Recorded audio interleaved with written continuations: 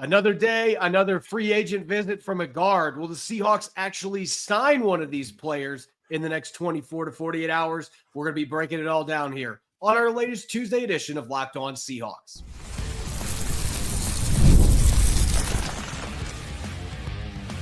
You are Locked On Seahawks, your daily Seattle Seahawks podcast, part of the Locked On Podcast Network, your team every day. Greetings, 12. This is Corbin Smith, host of the Locked On Seahawks podcast, your daily Seahawks podcast, part of the Locked On Podcast Network, your team every day. Glad to be joined, as always, by my co-host in crime, Rob Rang, and a special thanks to all the 12s that are listening in, whether you're in Everett, Washington, or down in Galveston, Texas. We greatly appreciate each and every one of you for making Locked On Seahawks your first listen 5 days a week. The Seahawks have yet to sign a veteran guard, but they continue to kick the tires on multiple players. They had a third one that was reportedly at the VMAC today. We're going to be taking a deep dive into all three of the guards that have visited Seattle and discuss whether a deal is going to be coming down the line here soon for John Schneider and company. Plus, we got a Tuesday mailbag and pro day observations. Washington, Washington State, Oregon State, all the local pro days. We're going to have some insight on the most notable players coming out of those pro days, all on a jam-packed Tuesday episode brought to you by FanDuel. Right now, new customers can get $200 in bonus bets when you bet $5 and win. Now for your lead story here on our Tuesday edition of Locked On Seahawks. It's becoming a exercise of patience for Seahawks fans. Every single day, there seems to be a new guard that is coming out to the Pacific Northwest to visit the Seahawks for a free agent meeting. And yet here we are now, late on Tuesday evening, Rob, and still no sign of any signings happening. We do know now that Tevin Jenkins has just left the building. My understanding is that he left the VMAC without a contract in hand. Dylan Radins, formerly of the Tennessee Titans, was reportedly in Seattle, and that visit may carry over into tomorrow as well. And we know Lucas Patrick visited yesterday. So all three of these players who offer some different skill sets, different strengths, are at different points in their careers. Those three seem to be the ones the Seahawks are considering right now. And I don't know that a deal is necessarily imminent at this time, Rob, because it just seems like they're kind of just rolling through all these evaluations on different players, seeing what the price points are. And the market is moving very slow now. So I don't feel like John Schneider thinks he has to rush into signing one of these players. No, I 100% agree with you. I don't think that John Schneider feels like that he wants to throw big dollars at average players. And frankly, that is, despite where they were drafted, Tevin Jenkins, as we discussed in yesterday's show, was a second-round selection. Dylan Radins was a second-round selection by the Tennessee Titans. But at the same time, he has bounced around from several different positions at Tennessee. Played probably his best ball this past season at the right guard position. The Seahawks, I think, are confident in the talent that they have at right guard. Obviously, Christian Haynes, Anthony Bradford, or as Alamea might be able to switch over to that left guard position. But at the same time, I don't know that anything is imminent. Now, I do think that in Dylan Radins here, just for a moment, let's kind of talk about him. This is a player that there was an awful lot of excitement when he was coming out of North Dakota State a couple of years ago and played an awful lot of tackle as well as guard. Again, this past season, that's where he played most of his football at the right guard position, but he's also played both tackle spots as well as left guard. He's going to be 27 years old in about 10 days. So, and again, this is a relatively young player, and there would be some familiarity there. Of course, Justin Outen is now Seattle's run game coordinator and offensive line coach, at least in an assistant role in that regard, alongside John Benton. And so he had been previously with the Tennessee Titans, so he would know Dylan Radins very well. So I think that there is some kicking in the tires, as you said. So I think that Seattle is looking at this possibility. I think if they feel like there's a fit, then sure, it would make some sense, because we all know that guard is an area of concern for the Seahawks. But I don't know that they necessarily feel like they should be investing significant dollars when this is a draft class that is pretty good. And again, you have an offensive line staff, an offensive line coach, running game coordinator that is very familiar with very comfortable, I should say, with working with young players, moving them to different positions. So the Seahawks fans out there that are panicking because Seattle has not signed a guy, again, I think that's justified. We all saw what has happened here for a long time here. But at the same time, I also think that the Seahawks now have the coaching staff that has the experience to be able to kind of calm people down a little bit. Dylan Radins is a good player. I don't think that he is a difference between you being, under or a team that can't win a football game and going for the Super Bowl. Yeah, look, when we talk about these three players, I mentioned this earlier, they are all vastly different in terms of skill set.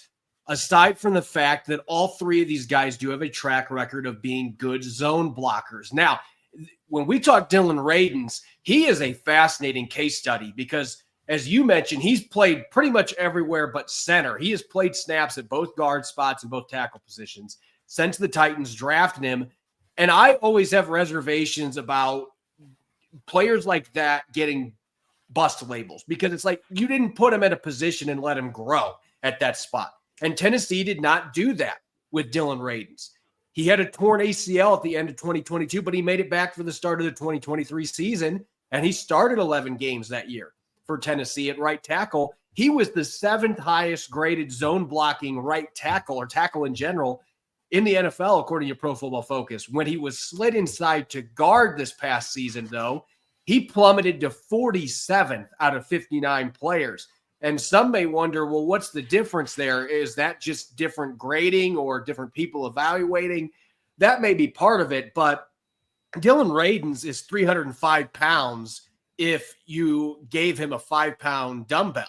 He is a light offensive lineman. He is light in the lower body. There's not much in the pants, so to speak. He is a skinny, lean guy to be playing the guard position. Now, from a lateral movement standpoint, you would think a guy like that would excel as a zone blocker. But when you are in the middle of the trenches, I think that that's a little less of a big deal.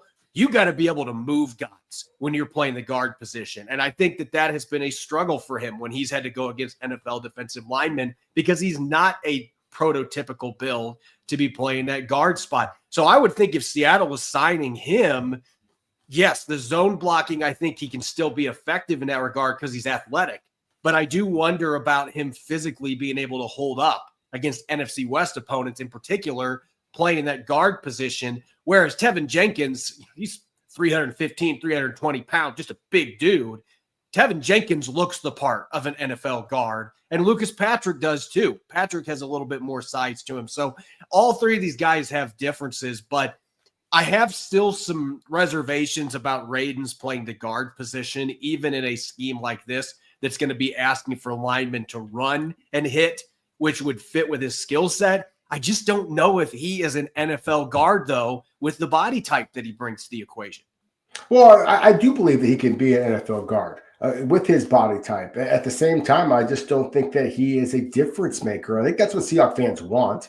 I think that John Schneider, there's a number of guards that are available in free agency, even to this point, at least in my opinion, that are acceptable. That could start for you if you needed to, certainly play a backup role, but you are going to be paying them 5 times as much as what you're paying these other guards that are already on Seattle's roster, already have some familiarity, and of course have youth and that small contract on their side. So again, that's one of the reasons why I think that Seattle is practicing patience here rather than being over aggressive. And the one thing that it definitely changed with the Tennessee Titans from 2 years ago to this past season is they no longer were run blocking for number 22. And King Henry will absolutely change your grading of an offensive lineman because he can make you look really, really good.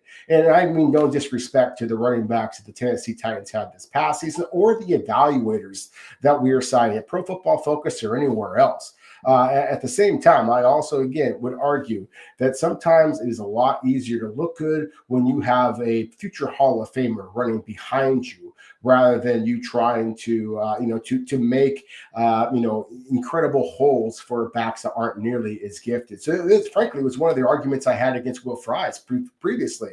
I have real reservations about whether Will Fries is going to be nearly as successful in Minnesota when he has got, who knows, Aaron Jones, and we shall see at the running back position for the Minnesota Vikings, and obviously a very young quarterback, presumably going to be their starter, in J.J. McCarthy, as opposed to, say, a quarterback like a Joe Flacco, who is as experienced as it gets, knows how to get the ball out of his hands, or a quarterback like Anthony Richardson, who is just so darn fast that he can just make you look really good. So I think that this is a case study here for the Seahawks in that you wish you had Will Fries. At least a lot of Seahawks fans out there do. I also think that this is an exercise in caution and a wise one that is one of the reasons why John Schneider has stuck around as long as he has, because he has learned from some of the mistakes of the past. He's not just going to throw big dollars at players that don't deserve it. On the flip side, one other free agent visit that I want to make sure that we talked about, and that's Michael Gallup, and that's a wide receiver here that was very effective with the Dallas Cowboys, wound up signing with the Las Vegas Raiders, and then I think he just basically saw that he was surrounded by very little talent in Las Vegas and kind of questioned his love of the game at that point, or at least that was what has been projected or at least talked about as one of the reasons why he wasn't playing football this past season. But this is still a guy at 6'1", 200 pounds, has some make you miss after the catch, has 4.45 speed, or at least that's what he ran at his pro day at Colorado State 6 years ago. I think that if you were going to be throwing dollars at an MVS, then I think a guy who actually fits in with a little bit more of a traditional West Coast offense like Gallup does, I think that would make some sense as well. So again, it's not just the offensive line. If you get the ball out of Sam Darnold's hands, and he knows how to get the ball out of his hands quickly, I do think that if you surround him with enough weapons, then you can get by with just what the Seahawks have at offensive line right now, and then address that in the draft. And we'll see what ends up happening here, because who knows? Maybe Tevin Jenkins' visit went really well, and then they revisit contracts tomorrow, and he's signed. We don't know how this is going to play out, but John Schneider has given himself options, and that's really what you want at this stage of free agency. When we come back, we've got our Monday mailbag. We're going to open it up for you. The Value 12 is going to answer as many questions as we can. We'll get to that up next here on our Tuesday edition of Locked On Seahawks. This episode is brought your way by our friends over at FanDuel. We've got the NCAA tournament going on. March Madness is here. FanDuel is giving you the chance to get in on the action like never before. Right now, new customers can get $200 in bonus bets when your first $5 bet wins. That's $200 extra bucks to use in everything from buzzer beaters to Cinderella stories and even who's cutting down the nets. I've got my eyes on a few underdogs this year, namely the UC San Diego Tritons. First year they've been eligible to make the NCAA tournament. That's a dangerous 12 seed. FanDuel makes it easy to back them with spreads, totals, and game props. With tournament games happening almost every day, there's always something exciting to bet on. The FanDuel app is simple to use, and when I win, I get paid instantly, no waiting around. So visit FanDuel.com and get in on the college hoops action all tournament long. Welcome back to the Tuesday edition of Locked On Seahawks. I'm your host, Corbin Smith. He's Rob Rang. A special thanks to all the 12s who are tuning in. And thank you, as always, for making Locked On Seahawks your first listen 5 days a week. We greatly appreciate it. Going to open up the mailbag here on this fine Tuesday. Tons of questions from you, our valued listeners on X and Blue Sky. Let's get to those questions. Rob, the first one here coming from Trey Harris season on X. I wonder who this person wants the Seahawks to draft. Will the offensive line improve regardless of if they add more in free agency in the draft due to better coaches and a zone run scheme? So you've had a chance to kind of elaborate this a little bit in recent episodes, but this gives you a chance now, Rob, to really expand on the idea, and maybe the Seahawks are buying this too, that they think the coaching staff may be the biggest difference rather than personnel. Oh, they damn well better. I mean, that's the thing. That's what John Schneider is absolutely gambling on. That's what Mike McDonald is gambling on. Look, I just believe in the coaching staff that the Seattle brought in from the New Orleans Saints because, as I often like to say, and maybe it's because I've had some pudding over my life, but the proof is in the pudding. And you look at some of the players that the New Orleans Saints have drafted and developed during Rick Dennison's tenure, during John Benton's tenure. They have drafted tackles and moved them to like this last year. Taliesin Fuaga played his entire college career at Oregon State at the right tackle position. They moved him to left tackle. Eric McCoy played an awful lot of guard. They moved him into center. I'm spacing on the name of the guard that they had that now plays guard, but previously had played center, but that they have been willing to move guys and have them be very successful despite some turnover at the quarterback and running back positions. So yes, I do believe that just the fact that Seattle has the coaching staff that has the experience, the fact that generally speaking, the biggest jump that you see in players in the NFL is from year 1 to year 2. And so I am expecting to see some significant improvement from guys like a Satoa Lauamea, certainly a Christian Haynes, possibly a Jalen Sunfeld as well. And I also believe that, that just in the fact that, again, Seattle has invested a number of draft picks in the offensive line. There's this perception that the Seattle just hasn't done that. They've invested 7 draft picks in offensive linemen the last 3 years. That leads all of the NFC and is second only to the New England Patriots, who have 8, in all of the NFL. So again, what is the point of investing all of these draft picks in young offensive linemen if you're not going to develop them? So whether you can argue with all you want about how Seattle has done this, I don't think that they are likely to change their strategy now just because that they struggled a season ago. Our next question here from Hawkstrologer on X: given the prevalence of 12 personnel in this Kubiak scheme, is drafting a receiver at 18 somewhat a waste of resources given the signing of Kupp, or would he be receiver number 3? So this is the argument that I'm going to make here. Just because you're playing a lot of 12 personnel or 2-back personnel, that does not mean that you want to go into a season with 2 quality receivers and then have a huge drop-off behind that, especially when you have veterans like Cooper Kupp that have had injury issues, and Marquez Valdes-Scantling has been, at best, a role receiver. That's been his job. He's been a complementary piece that takes shots downfield. He is not a well-rounded player, at least hasn't been to this point. They've still got a need for another young receiver that can develop into that future number 2. And you got to have the ability to play 3 wide receiver sets. Kubiak will still do that some. It's just not as much as you'll see in other systems, but they'll still have plenty of 3 receiver sets. So if the right receiver is there at 18 and that's the best player available for John Schneider, then you still take that player. Tight end would maybe make even more sense because you're going to be playing a lot of 2 and 3 tight end sets. If there's a tight end like Colston Loveland is there at 18, they might go down that road. But I would just say this: this move signing Cooper Kupp does not deter the Seahawks from drafting a receiver early, and neither does this scheme. Clint Kubiak would be the first to tell you, yeah, I'd like to have additional weapons on the outside, even if schematically he isn't going to do quite as many 3 and 4 receiver sets as what his predecessors have. Next question here for Rob. Hawks Orbit on X: why do the Seahawks keep trying the same strategy regarding offensive linemen over and over again? Kind of building off your first question, it is true. This has kind of been the same strategy year in, year out, and it's kind of one of those cases, fool me once, shame on me, fool me twice, or in this case, fool me 10 times, shame on you, John Schneider.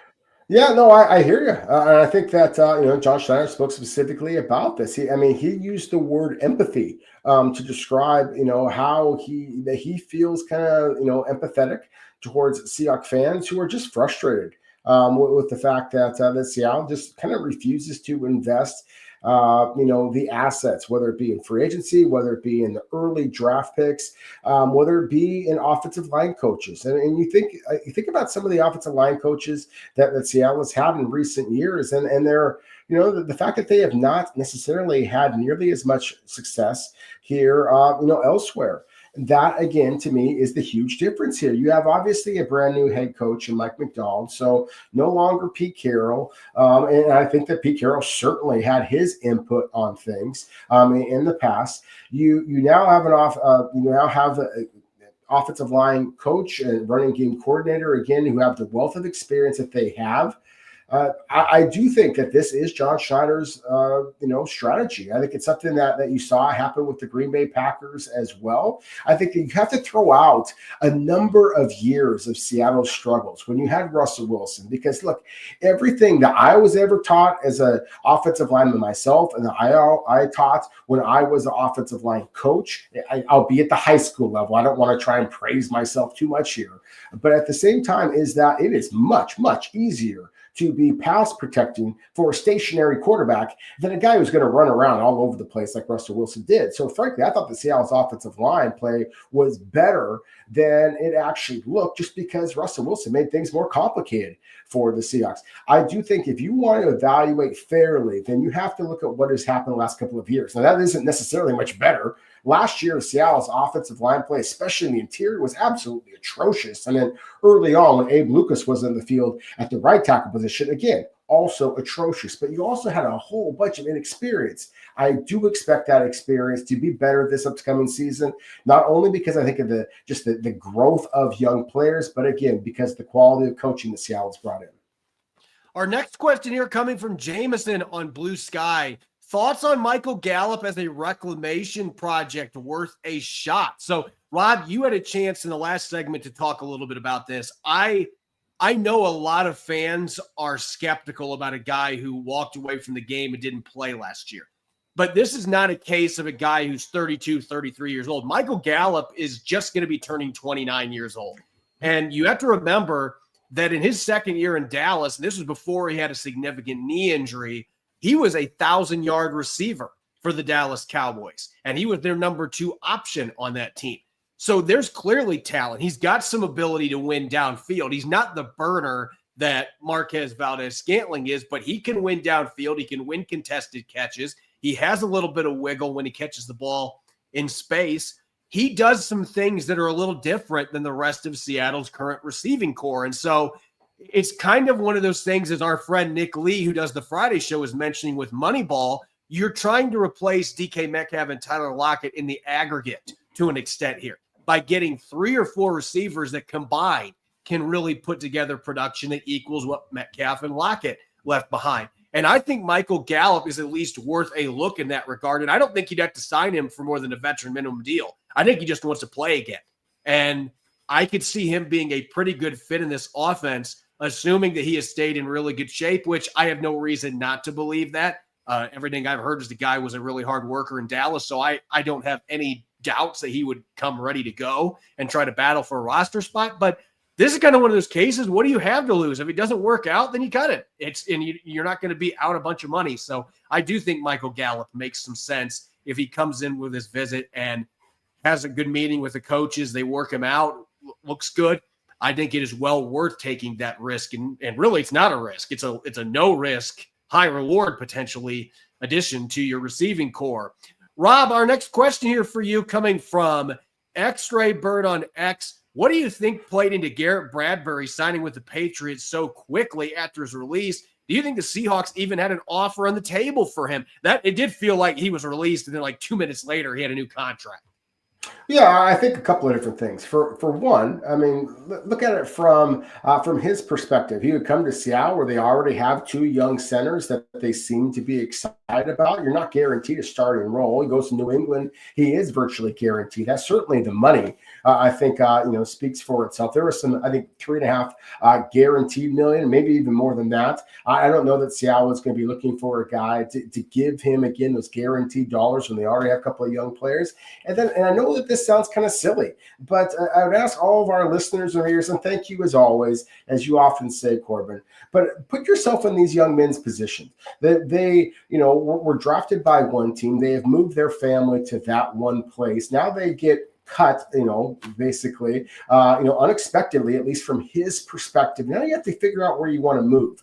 This is a young man who played his college ball at North Carolina State. Staying on the East Coast or kind of going back home rather than the entire opposite end of the country for maybe a 1 or 2 year kind of prove it type of a deal.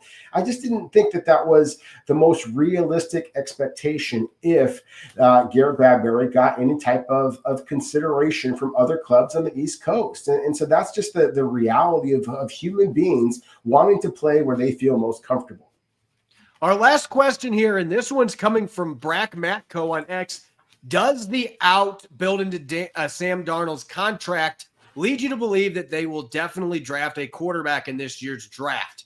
No, it doesn't make me think that they definitely will draft a quarterback. And look, I'm gonna make this argument. I wrote an article on EmeraldCitySpectrum.com a couple days ago. You guys can check that article out. But Sam Darnold's contract, yes, the Seahawks could feasibly release him after this year, before he has his vested guarantees. They could do that, but that is a highly frowned upon practice. I'm not saying it's never happened. Derek Carr got cut in a similar situation by the Raiders a few years back. But I want you to just think about it from this perspective. And Rob, this is just me being the pizza loving guy that I am. But let's just consider, that I was a pizza mogul and I got offered a multi-year contract with, say, Domino's or Papa John's. And I had vested guarantees in year 2 of my deal. And going into year 2, they decide right before those bonuses kick in, you know what, Corbin, it just ain't working. We need another pizza guru. You're out the door. When you go to negotiations for your next pizza guru, that stuff's going to get out there. And if you try to do the vested guarantees again, good luck with that, because players are going to call your bluff at that point. Like I saw what happened to Corbin in that situation. John Schneider does not want to set precedent here. And if they cut Sam Darnold next year, now, obviously, if he just had an absolutely horrific year, who knows if John Schneider's even there next year in that situation. If you have a new GM, then everything's thrown off the table because, well, I'm not the one that gave you those vested guarantees. But if it's John Schneider, you do not want to set that precedent that you cut this player now when you're trying to put vested guarantees, which is something they do in pretty much all their contracts.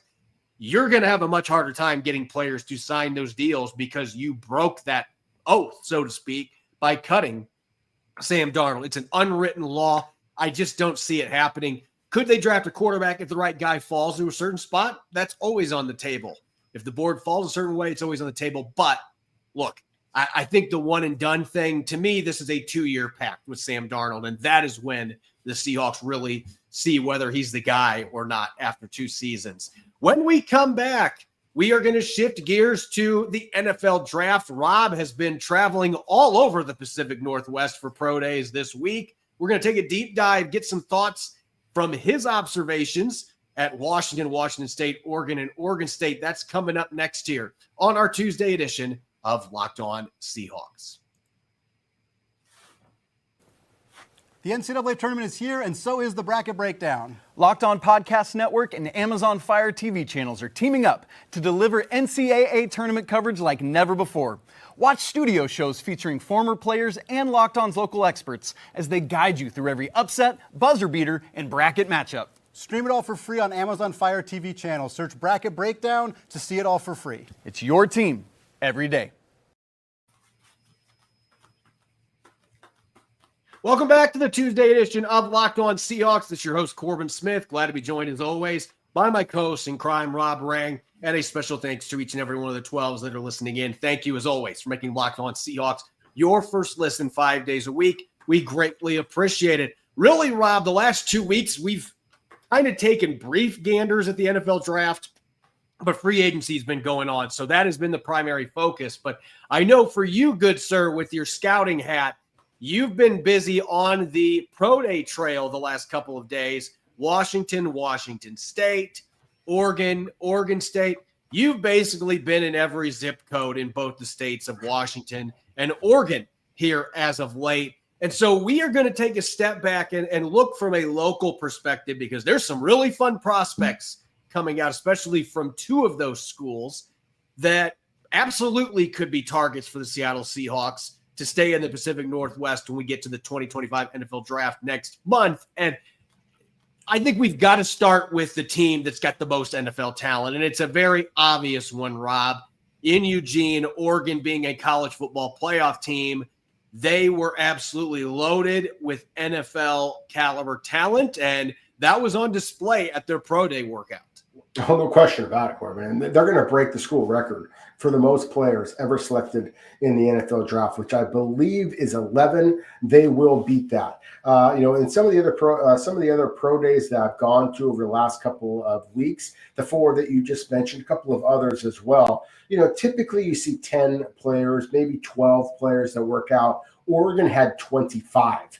There were general managers at this pro day. There were, I believe, 7 defensive line coaches that were at this pro day in Eugene. There is just an awful lot of talent at Oregon, and that's one of the reasons why, of course, they finished the regular season number 1 overall in the polls as the Big Ten champions, and I still struggle saying Big Ten champions with the Oregon Ducks, but still. So let's just kind of start off that conversation. Look, in my opinion, the easily the best prospect on the Oregon Ducks would be the defensive tackle Derek Harmon. If he's available at number 18 overall, I mean, John Schneider said as much, that as much as the Seahawks fans want the Seahawks to take an offensive lineman, if a stud defensive tackle happens to fall into their lap, then they still have to consider that. Derek Harmon is exactly the type of defensive tackle that I think that you have to consider, because he is just an absolute monster. For years, one of the great, great honors of my scouting and media work has been my work with the Morris Trophy. And of course, as the Pac-12 dissolved, so did the Morris Trophy, unfortunately, which honors the best offensive and defensive linemen in the conference. This year, if there had been a Morris Trophy, then there's no doubt in my mind, Derek Harmon would have been a slam dunk winner. He is a dominant interior defensive tackle in the mold of, say, a Vita Vea or a Haloti Ngata. This guy could be special. At the same time, he's also a little bit heavy at times, and his game tape is inconsistent. So, again, that's one of the reasons why there were 7 defensive line coaches that were at this workout. I also mentioned Josh Connerly, the tackle there, who is a player that is absolutely on the upswing. And when you look at athletic tackles in this draft class, he might be the number 1 tackle on a lot of teams' boards. Those are not huge positions of concern for the Seahawks, but those guys are so damn gifted that I do think that is somebody that the Seahawks fans should be paying attention to. I'll mention another player. You talked about the quarterback position for the Seahawks. Dylan Gabriel is just such an accurate passer, and you can throw out all the conversation about he doesn't have the arm strength. He is short. He is relatively slight. Measured in today at 199 pounds. At the same time, he throws the ball with plenty of zip and spectacular accuracy. He's just got that it factor. He has won at UCF, at Oklahoma, and at Oregon. Everywhere you go, if you want to make an argument that the signing Sam Darnold and then drafting Russell Wilson, that could be duplicated here with signing Matt Flynn and then drafting Russell Wilson, that the Seahawks might be looking to duplicate that with Sam Darnold and then another quarterback. Dylan Gabriel could be that guy in the middle round. So, yeah, just starting off here at the University of Oregon, that is the most gifted team that I saw, and they have a number of prospects who would look awful good in electric green and Seahawk blue, rather just the Oregon Ducks green. Yeah, and there's several players you didn't even mention. Jabbar Muhammad, who previously played at Washington, is a guy that gets his hands on the football a lot for interceptions and pass breakups, probably a slot at the next level of his size. But we could keep going on and on. Jordan Birch, the edge, is a player that I think has intrigue as a day 3 potential selection with starter upside if he can continue to be developed. I mean, again, as you said, they're going to break a record. They're going to have the most guys they've ever had drafted from that program, coming off of that college football playoff berth that they had, the Big Ten title that they had. Let's stay in the state of Oregon, because this is what's interesting. Usually when we're talking about the Big 4 schools in the Pacific Northwest, Washington and Oregon would be the 2 schools that would have the most prospects. But Washington in my opinion, they've got one guy that I've got on my draft boards right now. Like, that is just not a team that had a lot of NFL-ready talent that was coming out this year. Oregon State actually has a couple of players that I think have a chance to get drafted here. And I know you're going to be talking offensive line, but I just want to take a moment to talk about a player that maybe isn't getting a lot of buzz, but is a guy that might be sneaking into draftable territory, and that is Jaden Robinson, the cornerback for the Beavers. Now, this guy has been in college as long as Van Wilder, so that is something that is going to be a negative in his report card. He first started his college career at Oregon State in 2018.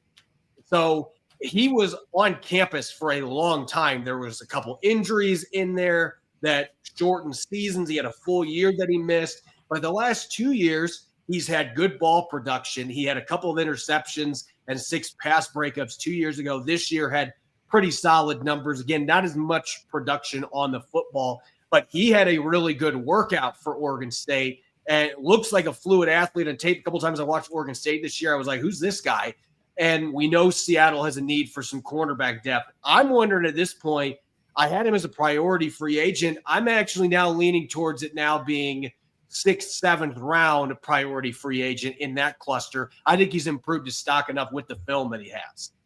Yeah, he definitely had a spectacular workout that turned some heads. My favorite player for Oregon State would be Joshua Gray. Played some guard. I think that he could also play center in the NFL. He's 6'4", he's 300 pounds, and he's actually pretty chiseled for a 6'4", 300-pounder. And I just really love the efficiency of his movement. To me, if you were to draw up a zone blocking guard or a zone blocking center for that matter, in this draft class, and you don't want to invest a first round pick, you want to invest in middle round selection, as John Schneider has been apt to do. I think that this would make an awful lot of sense because again, Joshua Gray to me feels like one of the safe blockers in this year's draft class. So really, really high on him. Just quickly jumping up north here to the great state of Washington. And I'll mention the University of Washington here for a moment. Carson Bruner, the inside linebacker. Look, I think Washington has a couple of guys that are going to want to be drafted, but my favorite prospect is Bruner. The apples will fall far from the tree. His father, Mark Bruner, was a first-round selection at tight end all those years ago. But Carson Bruner is not just an instinctive player, as he demonstrated at the combine and then at his pro day here that he is pretty damn athletic as well. Yep. And so I think that he could fit, making a lot of sense. And again, I don't think the inside linebacker is nearly as much of a position of concern for the Seahawks, but still, Carson Bruner is a terrific player. And we talked about wide receiver Kyle Williams at Washington State. He is electric. I mean, his speed. He's a 4.40 guy, or 4.41, I believe, was actually the official 40-yard dash time. But I think it was like a 1.51 10-yard split. It's that burst that really gets defensive backs on their heels. There are some drops, but I think as early in his career as a 3rd, 4th, 5th wide receiver that has the ability to go over the top and create some big plays after the catch, as we've been talking about. We want to see that in Clint Kubiak's offense. Kyle Williams can be that guy. Yeah, and what I like about both these players, I think there's special teams capabilities for both of them. We didn't get to see Williams really return kicks at UNLV or Washington State, but I think he could be somebody that could do that. And Bruner is somebody that will rack up tackles in bunches on kick and punt coverage. He's that kind of a player. The other thing that intrigues me about Williams, you can mix him into your run game, and UNLV and Washington State both did that. You could do end arounds, reverses with him, pitches. There were some option plays that they sprinkled receivers in at Washington State. Like, he is a guy that some of the wrinkles I've seen Clint Kubiak use previously, including last year in New Orleans, I could definitely see him being a Rashid Shaheed type guy that you can move around some and do that. So he makes a lot of sense for Seattle on day 3. I think he is one of the more underrated receivers in this class. Certainly a fun prospect. He and Bruner, though, that is the cream of the crop from the Washington schools this year, where there's not as much NFL talent coming out of those two programs as what we had seen in previous seasons. As always, you can follow me on X and Blue Sky at Corbin Smith NFL. You can follow Rob at Rob Rang. Make sure to subscribe to Locked On Seahawks on YouTube and wherever you get your podcasts to make sure you don't miss a single episode. When we come back tomorrow, we may or may not have a guard signing to discuss. We'll have the latest on the free agency front. We'll also be taking a look at all the comments Cooper Kupp had to make at his intro press conference at the VMAC. Make sure that you're listening in and enjoy the rest of your Tuesday. Go Hawks.